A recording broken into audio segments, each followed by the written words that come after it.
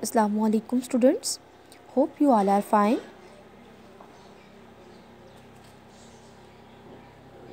Exercise 7.3 आज हम start करेंगे और आज हम उसकी कुछ डेफिनेशंस देखेंगे। ठीक है, एक्सरसाइज 7.2 तक हमने कंप्लीट कर लिया था। यह आपके पास एक्सरसाइज 7.3 की कुछ डेफिनेशंस है। आज हम डेफिनेशंस को देखेंगे, तो ये आपने सबसे पहले होमवर्क कर लेना है और लर्न कर लेनी है। ठीक है, जो आपके पास फर्स्ट वाली डेफिनेशन है वो किसकी है? प्रॉफिट की। ठीक है, एक्सरसाइज 7.3 में हम 3 चीज़ों के बारे में डिस्कस करेंगे। हमारे जो मेन टॉपिक्स हैं, जो मेन क्वेश्चंस हैं, उसमें हम 3 चीज़ों के बारे में डिस्कस करेंगे, प्रॉफिट, लॉस एंड डिस्काउंट। ठीक है, तो सबसे पहले प्रॉफिट की डेफिनेशन देख लेते हैं।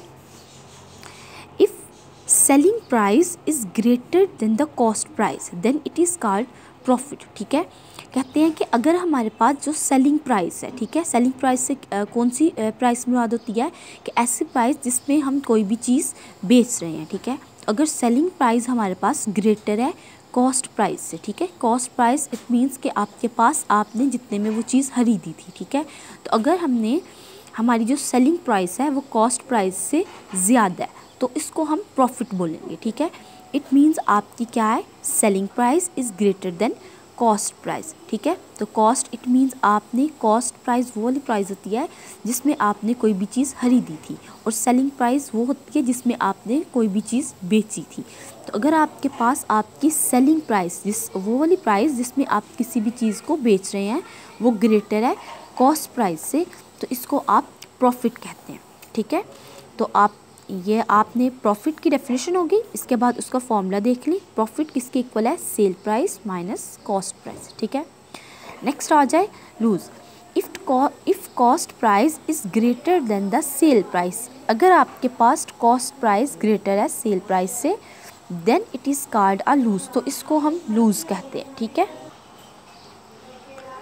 तो ठीक है, हमारे पास अब क्या है? कॉस्ट प्राइस हमारे पास क्या है? ग्रेटर है सेलिंग प्राइस से। इट मीन्स आपने कोई चीज़ जितने में खुद ली थी आपने उससे ज़्यादा उससे कम में बेची है। ठीक है, तो इट मीन्स आपको नुकसान हुआ है, इसी को हम लूज़ कहते हैं। ठीक है, तो लूज़ किसके इक्वल है? Cost price minus sale price. ठीक है, तो लूज़ की हमारे पास कंडीशन क्या है कि अगर हमारे पास कॉस्ट प्राइस वो वाली प्राइस जिसमें हमने कोई चीज़ ली थी वो ज़्यादा हो सेलिंग प्राइस से, वो वाली प्राइस जिसमें हमने वो वाली चीज़ बेच दी, तो इस कंडीशन में हमें क्या होगा? नुकसान होगा, लूज़ होगा।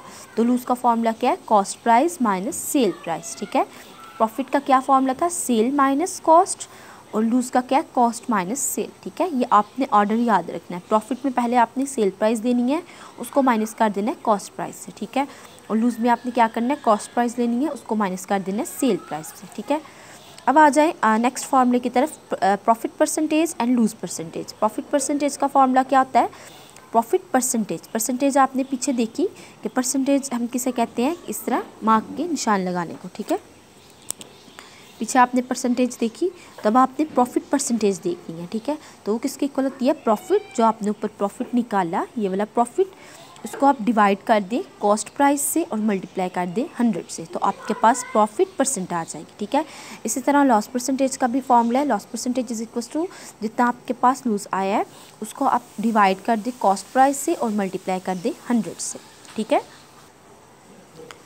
इसके बाद नेक्स्ट हमारे पास एक डेफिनेशन है discount. The difference between the mark price and the sale price is called discount. Discount क्या है हमारे पास? कि जितनी भी मार्क प्राइस है और जो सेल प्राइस है उसमें जो डिफरेंस है वो डिस्काउंट है। लेट्स सपोज आपके पास कोई प्रोडक्ट है, उसके ऊपर मार्क मतलब प्रोडक्ट के ऊपर जो प्राइस लिखी हुई है वो उसकी मार्क प्राइस होगी। ठीक है, आप कोई भी आप प्रोडक्ट दुकान से बाय करने जाते हैं तो उसके ऊपर जो प्राइस दिखी होती है वो उसकी मार्क्ड प्राइस होती है। तो अगर दुकानदार आपको उस प्राइस में से कुछ लेस कर देता है तो वो क्या होगी? उसकी सेल प्राइस। तो जितना वो लेस करेगा वो आपका क्या होगा? डिस्काउंट होगा। ठीक है, लेट्स सपोज आपने कोई प्रोडक्ट ली, आपने कोई भी प्रोडक्ट ली, उसके ऊपर जो लिखी हुई कीमत थी वो 400 थी। ठीक है, तो दुकानदार ने आपको वो 350 350 में दी। तो दुकानदार ने आपको जो लेस किया वो 50 रुपये था, तो वो डिस्काउंट प्राइस होगी। ठीक है, तो डिस्काउंट किसके इक्वल होता है? Marked minus cell. ये आपने डेफिनेशंस अच्छी तरह लर्न कर लेनी है और अपनी नोटबुक्स के ऊपर होमवर्क भी कर लेना, ठीक है। ओके क्लास, अल्लाह हाफिज़।